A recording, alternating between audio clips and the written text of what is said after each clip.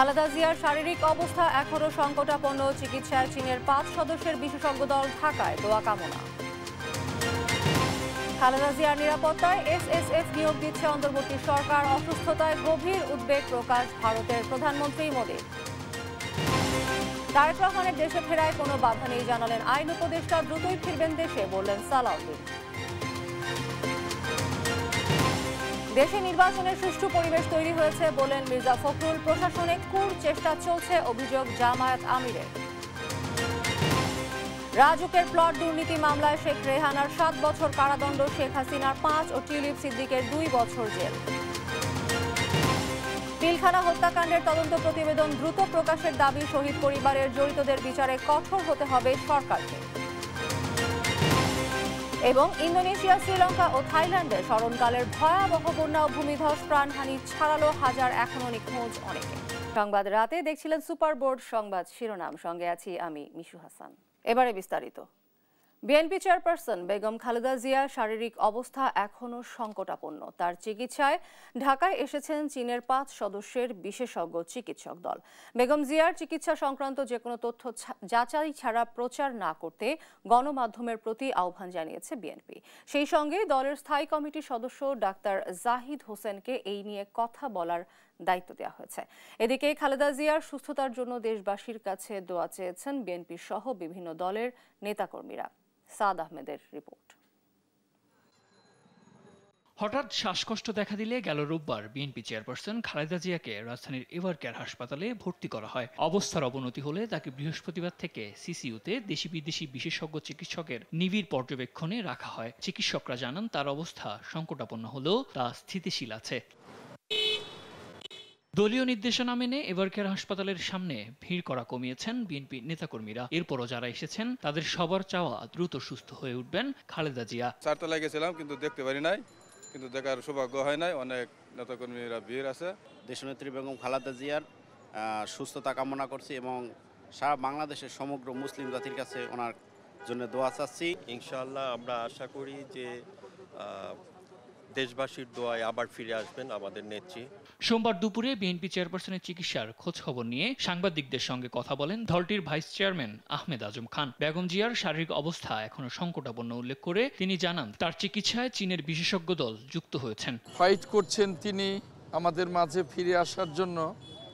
এখনো অবস্থা অত্যন্ত ক্রিটিক্যালি আছেন। এর আগে আমেরিকা, ইংল্যান্ড এবং বাংলাদেশের ডাক্তাররা চিকিৎসায় ছিলেন। এখন চায়নার ডাক্তাররাও ইনভলভ হয়েছেন। বিএনপি চেয়ারপারসনের স্বাস্থ্যের খোঁজ খবর নিয়েছেন গণসংহতি আন্দোলনের প্রধান সমন্বয়কারী জুনায়েদ সাকি। দ্রুত সুস্থতার জন্য সবার দোয়া চান তিনি। সারা দেশের মানুষ এই গণতান্ত্রিক উত্তরণের প্রক্রিয়ায় বেগম খালেদা জিয়ার দিক নির্দেশনা কিংবা তার উপস্থিতিকে গভীরভাবে উপলব্ধি করে। ফলে সবাই আমরা মনে করি যে সারা দেশবাসী তার জন্য দোয়া করা দরকার, আর দোয়া করছেন এবং আশা করি দেশের মানুষের ভালোবাসায়, দোয়ায় এবং চিকিৎসকদের অবশ্যই সার্বক্ষণিক যে চিকিৎসা চলছে তিনি সুস্থ হয়ে আবার ফিরবেন। এদিকে খালেদা জিয়ার চিকিৎসা সংক্রান্ত যে কোনো তথ্য প্রদানে দলের স্থায়ী কমিটির সদস্য ডাক্তার AZM জাহিদ হোসেনকে দায়িত্ব দিয়েছে বিএনপি। সেই সঙ্গে যাচাই না করে কোনো তথ্য প্রকাশ না করতে অনুরোধ জানিয়েছে দলটি। সাদ আহমেদ, দেশ টিভি, ঢাকা। খালেদা জিয়ার চিকিৎসায় বিদেশি চিকিৎসকেরা অংশ নিচ্ছেন। তার স্বাস্থ্যের সর্বশেষ পরিস্থিতি জানাতে এই মুহূর্তে যুক্ত হচ্ছেন সহকর্মী আলিমুজ্জামান সাফওয়ান। খালেদা জিয়ার স্বাস্থ্য পরিস্থিতি নিয়ে সবশেষ কি তথ্য আছে আপনার কাছে, আমাদেরকে জানাবেন। আমরা এই মুহূর্তে এভারকেয়ার হাসপাতালে রয়েছি। বিএনপি চেয়ারপারসন এবং সাবেক প্রধানমন্ত্রী খালেদা জিয়ার আসলে শারীরিক যে অবস্থা সেটি অপরিবর্তিত রয়েছে এবং আজকে সারা দিন ব্যাপী কিন্তু আসলে বিএনপির পক্ষ থেকে একটি কথাই বলা হয়েছে যে তার আসলে শারীরিক যে খোঁজখবর সেটি কিন্তু রাখছেন স্থায়ী কমিটির সদস্য AZM ডক্টর জাহিদ হোসেন। তিনি ব্যতীত অন্য কেউ আসলে খালেদা জিয়ার শারীরিক অবস্থা সম্পর্কে কেউ কোনো মন্তব্য করতে পারবেন না, এমনটি কিন্তু বিএনপির পক্ষ থেকে আনুষ্ঠানিকভাবেই কিন্তু আসলে সংবাদ মাধ্যমে জানিয়ে দেওয়া হয়েছে। এবং আমরা এখন যে পরিস্থিতি এখানে দেখতে পাচ্ছি যে বিএনপির যারা বিভিন্ন স্তরের নেতাকর্মী রয়েছেন তারা কিন্তু তার খোঁজ খবর নেওয়ার জন্য কিন্তু এভার কেয়ার হাসপাতালে ভিড় করছেন। যদিও এখন আসলে রাত 12টা বাজে, তারপরেও কিন্তু উল্লেখযোগ্য নেতাকর্মী উপস্থিতি আমরা এই এভার কেয়ার হাসপাতালে আসলে দেখতে পাচ্ছি। এবং কিছুক্ষণ আগে আসলে বিএনপির স্থায়ী কমিটির একটি আসলে বৈঠক হয়েছে, যেখানে আসলে সভাপতিত্ব করেছেন বিএনপির ভারপ্রাপ্ত চেয়ারম্যান তারেক রহমান। তার নেতৃত্বেই কিন্তু আসলে স্থায়ী কমিটির আসলে বৈঠক অনুষ্ঠিত হয়েছে। সেখানে কিন্তু মির্জা ফখরুল ইসলাম আলমগীর এবং অন্যান্য যারা বিএনপির সিনিয়র নেতারা রয়েছেন তারা কিন্তু একই বার্তা আসলে দিয়েছেন যে ডক্টর জাহিদ হোসেনই আসলে খালেদা জিয়ার যেই সর্বশেষ পরিস্থিতি সেটি কিন্তু আসলে যখনই প্রয়োজন মনে করবেন বিএনপির পক্ষ থেকে তখনই কিন্তু গণমাধ্যমের কাছে কিন্তু আসলে জানানো হবে। এছাড়া কিন্তু বেগম খালেদা জিয়ার চিকিৎসার জন্য কিন্তু আজকে বিকেলে চীন থেকে একটি বিশেষজ্ঞ ডাক্তারের দল কিন্তু এসে এভার কেয়ার হাসপাতালে যুক্ত হয়েছেন। এছাড়া তার মেডিকেল বোর্ড তো আগে থেকেই আসলে কাজ করছিল, সেখানে তারা যুক্ত হয়েছেন। বিভিন্ন দেশ থেকে কিন্তু তারা আসলে এসে বেগম জিয়ার আসলে নিবিড় যে পর্যবেক্ষণ সেটি তারা করছেন এবং বিভিন্ন পরীক্ষা নিরীক্ষার প্রেক্ষিতে তারা কিন্তু বিভিন্ন আসলে সিদ্ধান্তে উপনীত হয়ে সেভাবেই কিন্তু বেগম খালেদা জিয়াকে আসলে চিকিৎসা এভার কেয়ার হাসপাতালে দেওয়া হচ্ছে। এবং বিএনপির পক্ষ থেকে কিন্তু আসলে যে ধরনের প্রস্তুতি আসলে প্রয়োজন সেগুলো কিন্তু সবকিছু সেরে রাখা হয়েছে। এবং স্থায়ী কমিটির বৈঠক শেষে যেটি জানিয়ে দেওয়া হয়েছে যে বিএনপির ভারপ্রাপ্ত চেয়ারম্যান তারেক রহমান খুব শীঘ্রই আসলে যে কোনো মুহূর্তেই দেশে ফিরতে পারে। তো আমার কাছে এভার কেয়ার হাসপাতাল থেকে এখন পর্যন্ত বেগম খালেদা জিয়ার শারীরিক পরিস্থিতির এই ছিল সর্বশেষ। সাফওয়ান, আপনাকে ধন্যবাদ। দর্শক, কথা বলছিলাম সহকর্মী আলিমুজ্জামান সাফওয়ানের সঙ্গে, জানাচ্ছিলেন খালেদা জিয়ার স্বাস্থ্য পরিস্থিতি সর্বশেষ। যাচ্ছি পরবর্তী সংবাদে। খালেদা জিয়াকে অতি গুরুত্বপূর্ণ ব্যক্তি ঘোষণা করে প্রজ্ঞাপন জারি করেছে অন্তর্বর্তী সরকার। সোমবার জারি করা এই প্রজ্ঞাপনে বলা হয় তার জন্য বিশেষ নিরাপত্তা বাহিনী স্পেশাল সিকিউরিটি ফোর্স নিয়োগ দেবে সরকার। স্পেশাল সিকিউরিটি ফোর্স অ্যাক্ট 2021-এর ধারা 2-এর ক এ অনুযায়ী প্রদত্ত ক্ষমতা বলে তাকে অতি গুরুত্বপূর্ণ ব্যক্তি হিসেবে ঘোষণা করা হয়। এতে খালেদা জিয়া এবং তার পরিবারের সদস্যরা এসএসএফ এর বিশেষ নিরাপত্তা পাবেন। তার অসুস্থতার খবরে এভার কেয়ারে নেতাকর্মী সহ সাধারণ মানুষ হাসপাতালের সামনে ভিড় জমাচ্ছেন। হাসপাতালের সামনে পুলিশ মোতায়েন থাকলেও এতে নিরাপত্তা বিঘ্নিত হচ্ছে।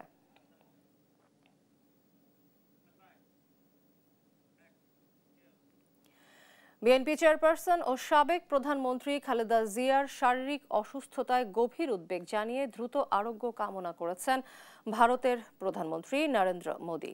সোমবার রাতে সামাজিক মাধ্যম এক্সে খালেদা জিয়ার অসুস্থতা নিয়ে আবেগঘন পোস্ট দেন নরেন্দ্র মোদি। পোস্টে 3বারের সাবেক প্রধানমন্ত্রী বাংলাদেশের মানুষের উন্নয়নে বহু অবদান রেখেছেন বলেও উল্লেখ করেন তিনি। এই অবস্থায় মোদি জানান তার অসুস্থতায় সম্ভাব্য সব ধরনের সহায়তায় প্রস্তুত ভারত।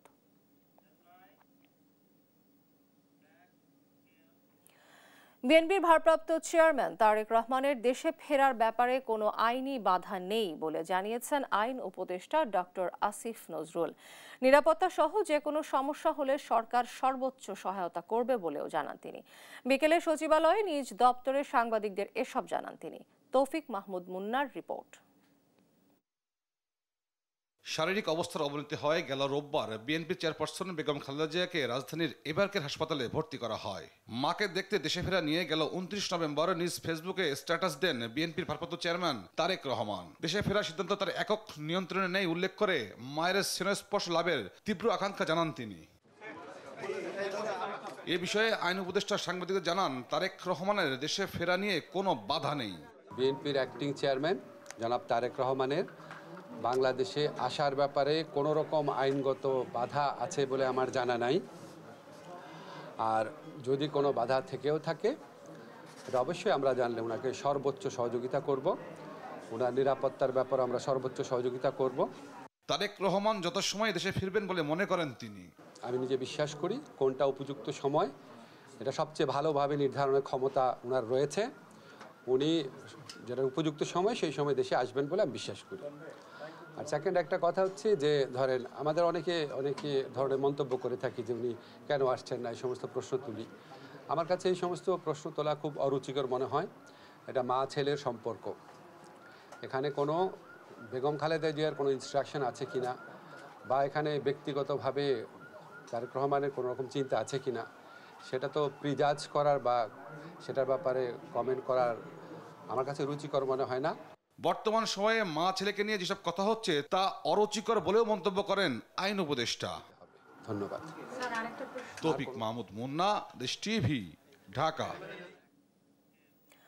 দ্রুতই দেশে ফিরবেন বিএনপির ভারপ্রাপ্ত চেয়ারম্যান তারেক রহমান, জানিয়েছেন দলটির স্থায়ী কমিটির সদস্য সালাউদ্দিন আহমদ।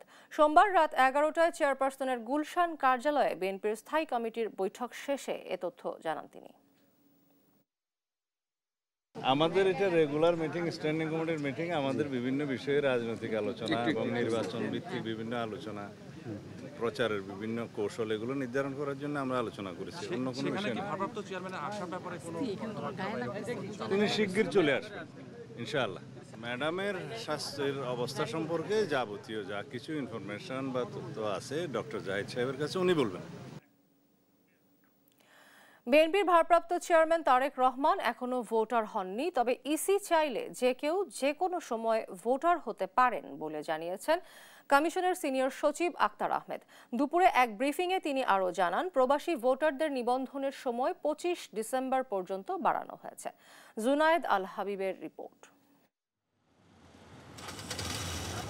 ত্রয়োদশ জাতীয় নির্বাচন সামনে রেখে ইতোমধ্যে ভোটার তালিকা চূড়ান্ত করেছে নির্বাচন কমিশন। গেল 31 অক্টোবর পর্যন্ত যাদের নাম তালিকা এসেছে তারাই কেবল আগামী নির্বাচনে ভোটার কিংবা প্রার্থী হতে পারবেন। নির্ধারিত সময়ে বিএনপির ভারপ্রাপ্ত চেয়ারম্যান তারেক রহমান ভোটার হয়েছেন কিনা এমন প্রশ্ন জনমনে। তার বর্তমান অবস্থান স্পষ্ট করেন ইসি সচিব।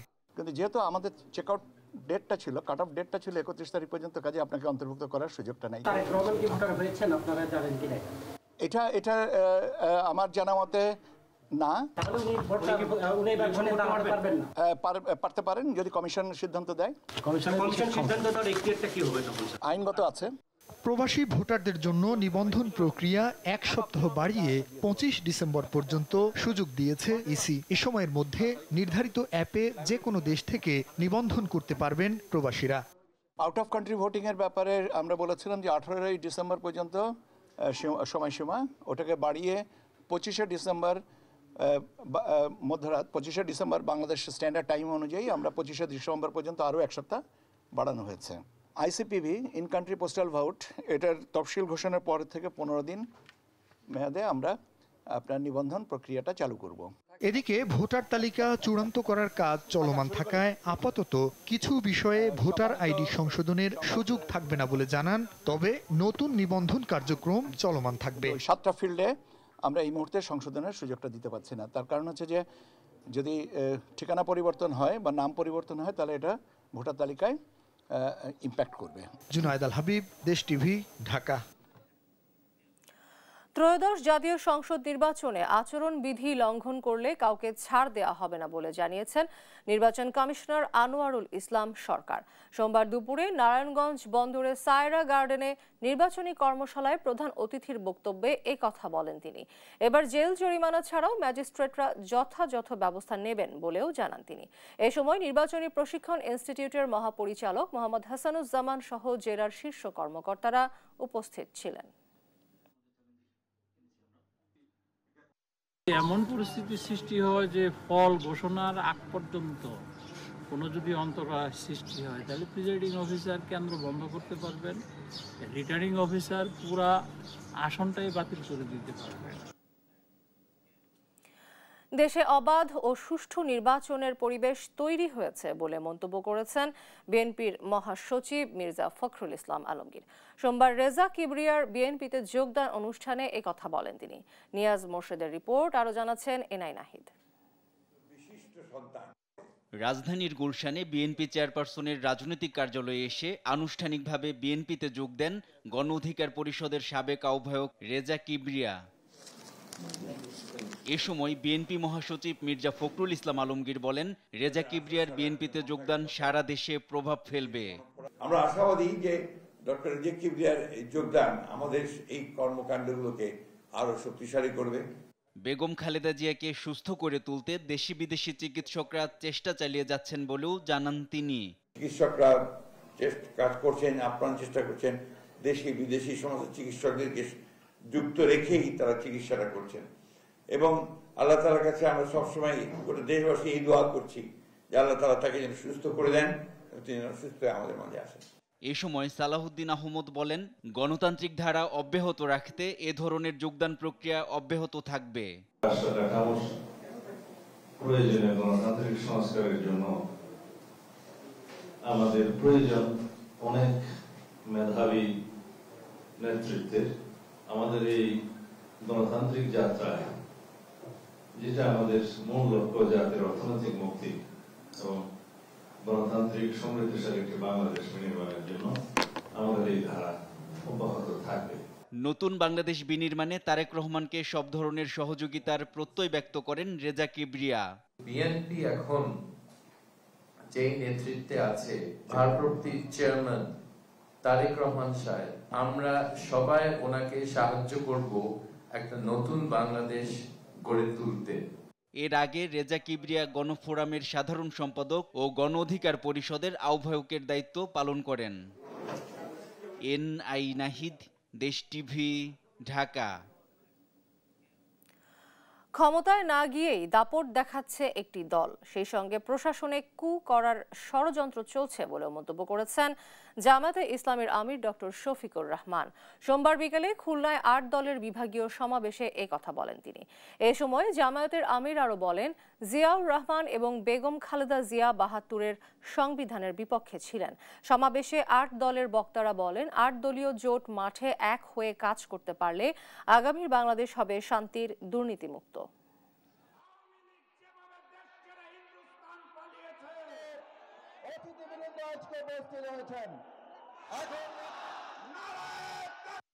মাদ্রাসার ভিতরে আগ্নেয়াস্ত্রের কোনো মহড়া দেখা যায় না।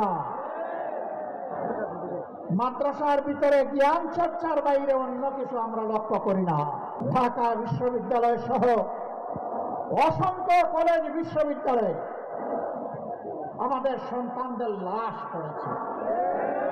অস্ত্রের ঝঞ্ঝানিতে শিক্ষা প্রতিষ্ঠান অস্থির হয়ে উঠেছে।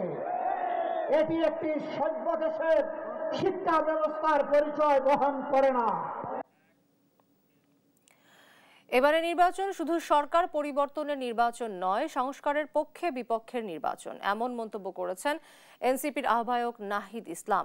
সোমবার বিকেলে রাজধানীর বাংলা মোটরে অস্থায়ী কার্যালয়ে জুলাই অভ্যুত্থানে সংযুক্ত আরব আমিরাতে কারারুদ্ধ প্রবাসীদের মুক্তির জন্য দোয়া অনুষ্ঠানে কথা বলেন তিনি। এ সময় তিনি আরও বলেন, এক দল মুক্তিযুদ্ধ বনাম রাজাকার এবং আরেক দল ধর্ম নিয়ে কার্ড খেলে আওয়ামী লীগের রাজনীতি ফিরিয়ে আনছে। গণ অভ্যুত্থানের ফসল বিএনপি জামায়াত সমানভাবে নিচ্ছে উল্লেখ করে বলেন, আগামী নির্বাচনেও তারা সে ধরনের বন্দোবস্ত করছে। এ সময় দলের মুখ্য সমন্বয়ক নাসির উদ্দিন পাটোয়ারি জানান, খালেদা জিয়ার বর্তমান পরিস্থিতির জন্য শেখ হাসিনা ও জাতীয় পার্টি দায়ী। এদের ঠেকাতে বিএনপি জামায়াতের শক্ত অবস্থান নিতে হবে। একটি দল প্রকাশ্যে সংস্কারের বিপক্ষে অবস্থান নিয়েছে, আরেকটি দল গোপনে সংস্কারের বিপক্ষে অবস্থান নিয়েছে। আমরা যেহেতু জনগণের ভিতরে ব্যাপক চাহিদা সংস্কার এবং পরিবর্তনের, আমরা কিন্তু গণভোটের বিষয়টা আদায় করতে পেরেছি। এবারের সামনের ভোট শুধু সরকার পরিবর্তনের ভোট না, শুধু একটা দল গিয়েছে আরেকটা দল আসবে, ডক্টর ইউনূস চলে যাবে আরেকজন আসবে, সেই ভোট না। জোট করলেও নিজ নিজ দলীয় প্রতীকে নির্বাচনের বিধান কেন বেআইনি নয় মর্মে রুল জারি করেছেন হাইকোর্ট। সোমবার বিচারপতি ফাতেমা নজিব ও বিচারপতি ফাতেমা আনোয়ারের নেতৃত্বাধীন হাইকোর্ট বেঞ্চ এই রুল জারি করেন। গত বৃহস্পতিবার আসন্ন জাতীয় সংসদ নির্বাচনে জোটবদ্ধ নির্বাচন করলেও স্ব দলীয় প্রতীকে নির্বাচনের বিধান চ্যালেঞ্জ করে হাইকোর্টে রিট দায়ের করা হয়। রিটে নির্বাচনে নিবন্ধিত একাধিক দল জোটভুক্ত হলেও ভোট করতে হবে নিজ নিজ দলের প্রতীকে, এমন বিধান যুক্ত করে গণপ্রতিনিধিত্ব আদেশ আরপিও বাতিল চাওয়া হয়েছে। ববি হাজ্জাজের নেতৃত্বাধীন জাতীয়তাবাদী গণতান্ত্রিক আন্দোলন এনডিএম এর মহাসচিব মমিনুল আমিন এই রিট দায়ের করেন। প্রধান নির্বাচন কমিশনার সহ সংশ্লিষ্টদের রিটে বিবাদী করা হয়েছে। জবাব দিতে 10 দিনের সময় দিয়েছেন হাইকোর্ট। একনেক বৈঠকে 15,383 কোটি টাকা ব্যয়ে 17টি প্রকল্পে অনুমোদন দিয়েছেন প্রধান উপদেষ্টা ডক্টর মোহাম্মদ ইউনূস। সোমবার প্রধান উপদেষ্টা ডক্টর মোহাম্মদ ইউনূসের সভাপতিত্বে অনুষ্ঠিত একনেক বৈঠকে এসব প্রকল্প অনুমোদন দেয়া হয়, যার মধ্যে বৈষম্য বিরোধী ছাত্র আন্দোলনে আহতদের জন্য মিরপুরে 1560টি ফ্ল্যাট নির্মাণ ও জাতীয় গৃহায়ন কর্তৃপক্ষের নিজস্ব জমিতে আবাসিক ফ্ল্যাট নির্মাণ প্রকল্প। পরিকল্পনা উপদেষ্টা জানান, মেট্রো রেলের মতিঝিল থেকে কমলাপুর পর্যন্ত নির্মাণের 700 কোটি টাকা ব্যয় কমিয়ে প্রকল্প মেয়াদ 2 বছর বাড়ানো হয়েছে। সেই সঙ্গে 1888 কোটি টাকা ব্যয়ে সোনাগাজী 220 মেগাওয়াট সৌর বিদ্যুৎ কেন্দ্র নির্মাণ প্রকল্পেরও অনুমোদন দেওয়া হয়।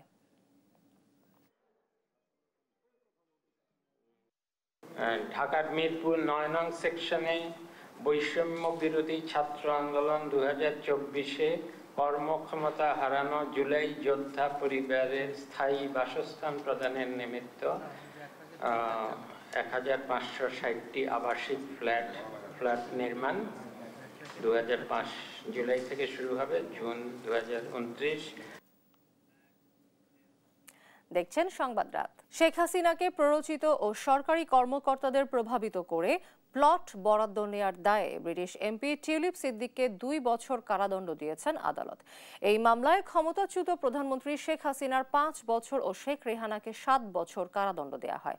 সোমবার ঢাকায় বিশেষ জজ আদালত 4 এর বিচারক এই রায় দেন। হাসান আল মাহমুদের রিপোর্ট। বেলা 11:30টায় ক্ষমতার অপব্যবহার করে প্লট বরাদ্দের অভিযোগে দুর্নীতি দমন কমিশনের করা মামলার রায় ঘোষণা করেন বিশেষ জজ আদালত 4 এর বিচারক রবিউল আলম। সরকারি কর্মকর্তাদের প্রভাবিত করে এ প্লট বরাদ্দ নেন টিউলিপ সিদ্দিকির মা শেখ রেহানা। মোবাইল ফোনের বিভিন্ন অ্যাপস ব্যবহার করে ভয়েস কল ও সরাসরি কথা বলে প্রভাবিত করার দায়ে টিউলিপ সিদ্দিকির বিরুদ্ধে 2 বছরের সাজা ঘোষণা করেন আদালত। ক্ষমতার অপব্যবহার করে এসব প্লট বরাদ্দের দায়ে ক্ষমতাচ্যুত প্রধানমন্ত্রী শেখ হাসিনার 5 বছর, শেখ রেহানার 7 বছরের কারাদণ্ড ঘোষণা করেন আদালত। শেখ রেহানাকে 7 বছরের কারাদণ্ড, 1 লক্ষ টাকা জরিমানা এবং অনাদায়ে 6 মাসের জেল। টিউলিপ সিদ্দিককে 2 বছরের কারাদণ্ড, 1 লক্ষ টাকা জরিমানা, অনাদায়ে 6 মাসের কারাদণ্ড। শেখ হাসিনা সহ আরো 14 জন আসামিকে 5 বছর কারাদণ্ড, 1 লক্ষ টাকা করে জরিমানা এবং অনাদায়ে 6 মাসের দণ্ড। মামলার পর্যবেক্ষণে আদালত বলেন, ক্ষমতার অপব্যবহার করে এসব প্লট বরাদ্দ করেন শেখ হাসিনা। এতে সহযোগিতা করে রাজুক ও গণপূর্ত অধিদপ্তরের কর্মকর্তারা দুর্নীতিকে একটি প্রাতিষ্ঠানিক রূপ দেয়। আমাদের বাংলাদেশের সকল নাগরিকের জন্য যেন আমরা কেউ সতর্ক থাকি, প্রতারণা না করি, জালিয়াতির আশ্রয় না নেই, আমরা যেন সুন্দরভাবে দেশটা করতে পারি এবং দুর্নীতি না করি। এই সাজার বিষয় আমাদের কমিশনকে অবহিত করব। কমিশন বাংলাদেশ সরকারের সাথে কমিউনিকেট করবে এবং বাংলাদেশ সরকার পরবর্তীতে ব্রিটিশ সরকার বা আসামিরা যে আসামি দেশে আছে, পলাতক আছে, সেই সব দেশের সরকারের সাথে কমিউনিকেট করবে। রায় ঘিরে আদালত চত্বরে নেওয়া হয় কয়েক স্তরের নিরাপত্তা। পুলিশের পাশাপাশি মোতায়েন ছিল বিজিবিও। এর মধ্য দিয়ে যুক্তরাজ্যের রাজনীতিতে বড় সংকটে পড়তে পারেন টিউলিপ সিদ্দিকি। দেশে ফিরে সাজা ভোগ করানো না গেলেও নির্বাচনে প্রতিদ্বন্দ্বিতা ও বিদেশ ভ্রমণে নিষেধাজ্ঞা সহ নানা জটিলতায় পড়তে পারেন। হাসান আল মাহমুদ, দেশ টিভি, ঢাকা। পিলখানা হত্যাকাণ্ডের তদন্ত প্রতিবেদন দ্রুত জনসম্মুখে প্রকাশের দাবি জানিয়েছেন নিহত সেনা কর্মকর্তাদের পরিবারের সদস্যরা। একই সঙ্গে জড়িত কেউ যেন বিচার থেকে রেহাই না পায় সে বিষয়ে সরকারের কঠোর ভূমিকা চান তারা। শহীদ পরিবারের নিরাপত্তা নিশ্চিতের দাবিও জানান তারা। ফাজলে আদিত্যের রিপোর্ট। রোববার জাতীয় স্বাধীন তদন্ত কমিশন বিডিআর হত্যাকাণ্ডের প্রতিবেদন প্রধান উপদেষ্টার কাছে জমা দেয়। পরে সন্ধ্যায় কমিশন আংশিক তথ্য প্রকাশ করে। সেখানে আলোচনায় আসে ঘটনায় বিভিন্ন রাজনৈতিক ব্যক্তির নাম ও আন্তর্জাতিক সংশ্লিষ্টতার ইঙ্গিত। সোমবার সকালে নিহত সেনা সদস্যের পরিবার গণমাধ্যমের সামনে প্রতিক্রিয়া জানায়। তবে পুরো প্রতিবেদন প্রকাশ না হয় তারা বিস্তারিত মন্তব্য থেকে বিরত থাকেন। দ্রুত পূর্ণাঙ্গ প্রতিবেদন ওয়েবসাইটে প্রকাশ এবং দোষীদের গ্রেফতার করে আইনের আওতায় আনার দাবি জানায় তারা। কালকের প্রেস কনফারেন্সের পরে আপনারা শুনেছেন 2009 সালে কারা আসল ভিকটিম আর কারা এখানে এই ম্যাসাকারটা করেছে। আপনাদের এটা জাতির সামনে স্পষ্ট করে তুলে ধরতে হবে।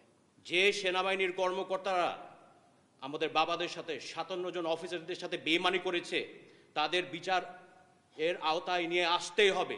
এখানে কোনো কম্প্রোমাইজ হবে না। There will be no ifs or buts. এদের বিচারের আওতায় নিয়ে আসতেই হবে। প্রকাশ জনসম্মুখে করার আগে এই বিষয়টি ট্রায়ালে নিয়ে যাওয়া উচিত, অর্থাৎ ট্রাইব্যুনালের যে প্রসিকিউটর, ওই প্রসিকিউটর যেই মুহূর্তে এই ব্যবস্থাটা নিবে সঙ্গে সঙ্গে এটাকে প্রকাশ করে দেওয়া যাবে, কিন্তু তার আগ মুহূর্তে আসলে যদি এটা প্রকাশ করে ফেলে তখন আসলে এই রিস্কটা থেকে যায় যে তারা আসলে চলে যেতে পারে অথবা ভেগে যেতে পারে অথবা পলাতক হয়ে যেতে পারে। সংবাদ সম্মেলনে পরিবারগুলো গত 1 বছরে তদন্ত কমিটির কাছে দেওয়া সাক্ষ্যের কথা তুলে ধরেন। জানান ঘটনার পর থেকে তারা নিরাপত্তাহীনতায় ভুগছেন, তাই শহীদ পরিবারের সুরক্ষা নিশ্চিত করার দাবি জানান তারা। The army within the system, আমার রিকোয়েস্ট থাকবে যে যারা পজিশন অফ পাওয়ারে এখন আছেন, আপনারা যদি আসলে ট্রুলি এমবডেড করেন আর্মি কিসের জন্য স্ট্যান্ড করেন, দেন আমরা আশা করি কি যে যখন সরকার এই জিনিস রিপোর্টটাকে পাবলিক করবে তখন আপনারা আসলে আমাদের পাশে দাঁড়াবেন।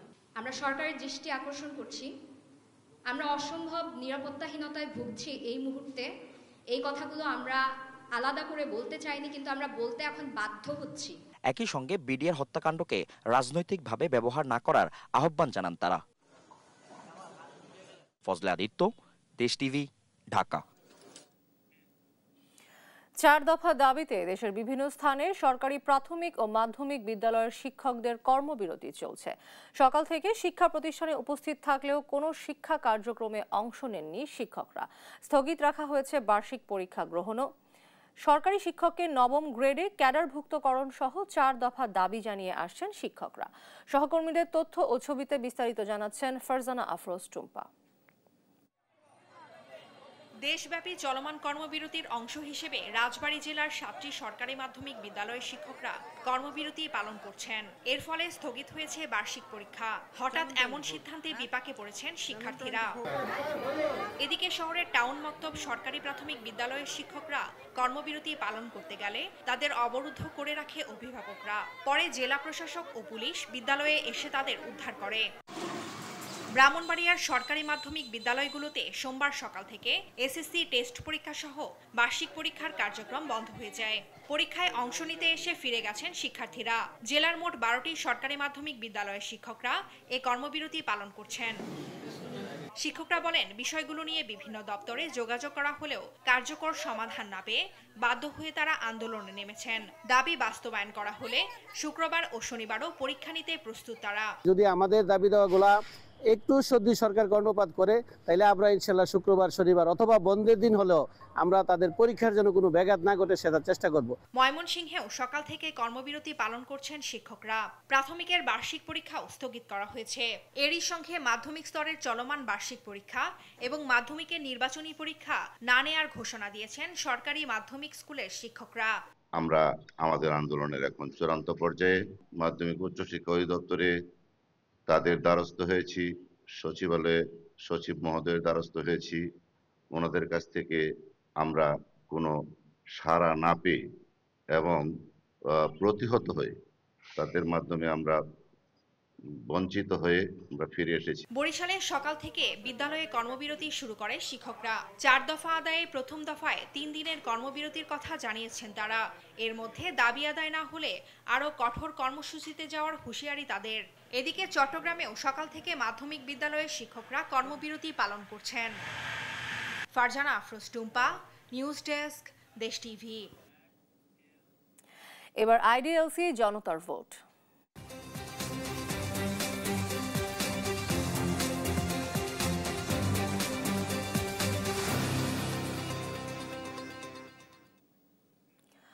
রংপুর 4 আসন কাউনিয়া ও পীরগাছা উপজেলায় চলছে ত্রয়োদশ সংসদ নির্বাচনী হাওয়া।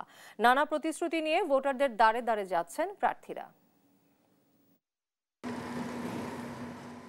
রংপুর 4 আসনটি রংপুরের কাউনিয়া ও পীরগাছা উপজেলা নিয়ে গঠিত। এ আসনে মোট ভোটার 4,79,334 জন। পুরুষ ভোটার 2,36,040 জন, নারী ভোটার 2,43,300 জন এবং তৃতীয় লিঙ্গের ভোটার 4 জন। এর মধ্যে কাউনিয়া উপজেলায় ভোটার সংখ্যা 2,80,698 এবং পীরগাছায় 2,540 জন। 1979 সালের নির্বাচনে বিএনপি থেকে এ আসনে নির্বাচিত হন মুজিবুর রহমান।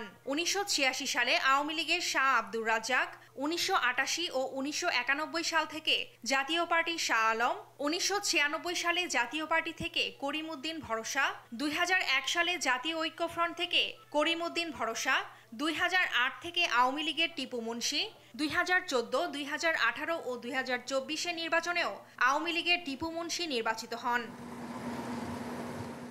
এবার এ আসনে বিএনপি থেকে এমদাদুল হক ভরসা, জামাত থেকে এটিএম আজম খান, এনসিপি থেকে কেন্দ্রীয় কমিটির সদস্য সচিব আক্তার হোসেন, জাতীয় পার্টি থেকে আবু নাসের শাহ মোহাম্মদ মাহবুবুর রহমান প্রার্থী হয়েছেন। রংপুর 4 আসন নানা সমস্যায় জর্জরিত। অনুন্নত কৃষি ব্যবস্থা, গ্রামীণ অবকাঠামো উন্নয়নে অবহেলা, অনুন্নত যোগাযোগ, নদী ভাঙন, এমনকি শিক্ষা খাতেও অবহেলা দৃশ্যমান। ফারজানা আফরোজ টুম্পা, নিউজ ডেস্ক, দেশ টিভি। থাইল্যান্ড থেকে বাংলাদেশ, ভারত হয়ে ভুটানে পণ্য রপ্তানির মাধ্যমে শুরু হলো আন্তর্জাতিক বাণিজ্য রুটের ট্রায়াল রান। সোমবার লালমনিরহাটের পাটগ্রামের বুড়িমারি স্থলবন্দর হয়ে ভুটান যায় থাইল্যান্ড থেকে আসা পণ্যবাহী কন্টেইনার। পরীক্ষামূলক এই যাত্রা আন্তর্জাতিক বাণিজ্যের দ্বার উন্মোচন করল বলছেন ব্যবসায়ীরা। সহকর্মী জামাল বাদশার রিপোর্ট। 2023 সালের Thailand, Bangladesh, Bharat, Bhutan transit protocol অনুযায়ী দীর্ঘদিন ধরেই এই রুটে ট্রানজিট চালুর কথা বলা হলেও নানা কারণে তা শুরু হয়নি। সম্প্রতি পরীক্ষামূলকভাবে থাইল্যান্ড থেকে ভুটানে পণ্য পাঠানোর উদ্যোগ নেয় সংশ্লিষ্টরা। প্রায় 6.5 টন ওজনের 7 ধরনের পণ্য নিয়ে থাইল্যান্ড থেকে যাত্রা করা কন্টেইনারটি 22 সেপ্টেম্বর পৌঁছায় চট্টগ্রাম বন্দরে। এরপর 28 নভেম্বর বুড়িমারি স্থলবন্দরে আসে চালানটি। 4 দিন পর সোমবার বিকেলে ভারতের চ্যাংরাবান্ধা স্থলবন্দর হয়ে ভুটানের উদ্দেশ্যে প্রবেশ করে ভারতে। এতে বাণিজ্যিক যোগাযোগে নতুন সম্ভাবনার দ্বার খুলেছে বলে মনে করছেন ব্যবসায়ীরা। থাইল্যান্ড থেকে যে ভুটান যেটা ট্রানজিট আর কি হবে, আমাদের এখানে সাধারণ লোকের কর্মস্থান বাড়বে। বিদেশের ব্যবসাগুলো ট্রানজিটটা যখন চালু হবে তখন আমাদের ব্যবসা জাঁকজমক হবে। ট্রানজিট আমরা পেয়েছি, এটা রাজস্ব পেয়েছি, আমরা লাভবানও হয়েছি।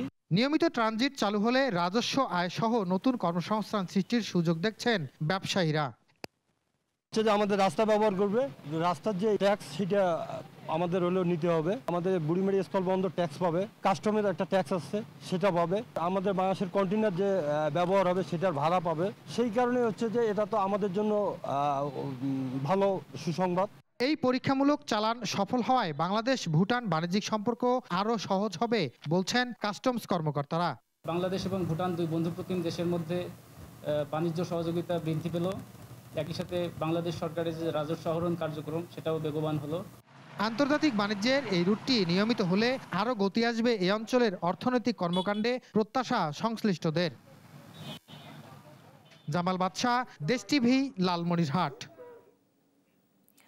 নারায়ণগঞ্জের ফতুল্লায় সুমন খলিফা নামে এক যুবককে কুপিয়ে হত্যা করেছে দুর্বৃত্তরা। সকালে মধ্য নরসিংপুর এলাকায় হারুনের পরিত্যক্ত বাড়ির পাশে রাস্তা থেকে মরদেহটি উদ্ধার করে পুলিশ। নিহতের স্ত্রী বাউল সঙ্গীত শিল্পী সোনিয়া আক্তার জানান, সোমবার রাতে সুমন ও সে পঞ্চবটি এলাকায় গান করার উদ্দেশ্যে যায়। পরে রাতে গান চলাকালে সেখান থেকে সুমন বাইরে বের হয়ে আর ফেরেননি। এদিকে নিহতের মরদেহ উদ্ধার করে ময়নাতদন্তের পর নারায়ণগঞ্জ জেনারেল হাসপাতালে মর্গে পাঠানো হয়েছে বলে জানান পুলিশ সুপার হাসিনুজ্জামান।